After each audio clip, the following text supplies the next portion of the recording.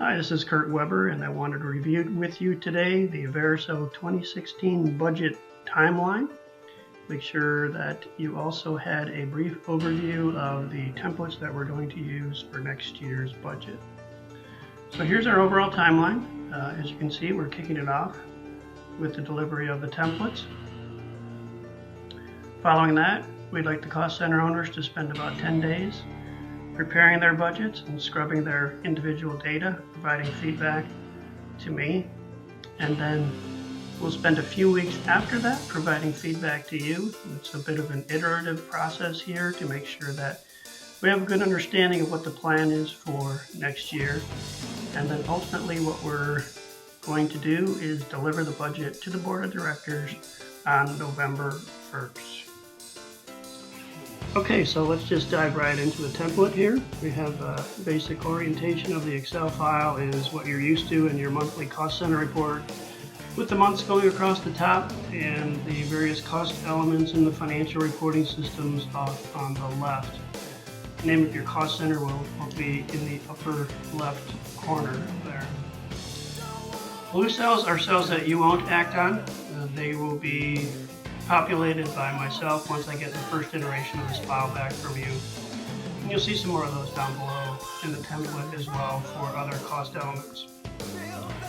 So what we have in the file is actuals through August and then a forecast for the balance of the year. The budget for 2016 is notably blank. And so what we need your help with is to build those assumptions to fill in those columns. To do that, you go down to the bottom of your particular file. I built a shell for various cost elements that I'd like some help filling in.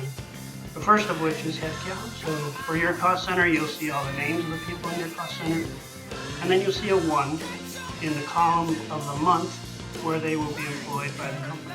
So if I have some folks that I know I'm not going to hire until April of 2016, I would show zeros in the first 3 months of the year, and then a 1 for the rest of the year to show that I hired that resource and I should begin capturing the cost of that resource in this cost center.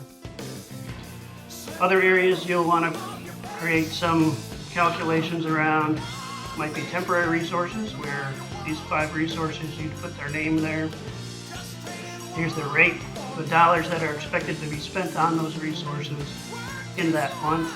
And again, you can just carry those calculations off to the right for all of the budget months 2016. Same thing for consulting, where you can use this template that I built here that basically says take the hours that you key into this cell times the rate that you would key into this cell, and it'll automatically calculate the dollars to be forecasted or budgeted for that resource for this particular month. In this example, there is also a methodology shown here for how to forecast travel and entertainment. And essentially this particular cost center owner is projecting a number of supplier audits or a number of trips times a rate to get her total travel cost projected, budgeted for that particular cost center. So any other calculations that you need to make in order to show your budget would go somewhere down below in this template. So for example, if you needed to calculate office supplies, you would create a calculation down below that would support the numbers up above. If you see a cost element that's missing in any of these categories, you have materials consumption, change in inventory, employee expenses, professional services, purchase services, supplies, other, and facilities. See a cost element that's missing, just go ahead and insert a row, just like that. Provide the name of the element that you're going to budget, and then your values ultimately go over in these columns over here. All of these formulas should pick up those inserted rows without any difficulties, but if there is a need to adjust the formula, please do so.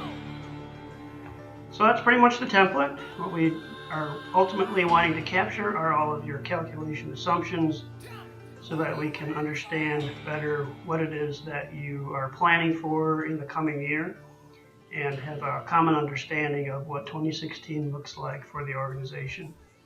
If you have any questions, give me a call or send me an email, and look forward to getting the first iterations of your templates in a couple of weeks. Thanks.